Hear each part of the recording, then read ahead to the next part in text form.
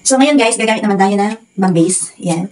So, clay siya. Actually, clay siya. Made of clay. Pero, nilagyan ko lang siya ng pintura. Ayan. So, naging ganito yung color niya. Try natin mag-arrange dito ngayon guys. So, syempre, gamit tayo ulit ng flower foam. Ayan. And then, okay. So, ayan guys, start na tayo mag-flower arrange. Ayan. Gumamit ako dyan ng snake plant. Ayan. Gumamit din tayo ng parang malunggay na bunga.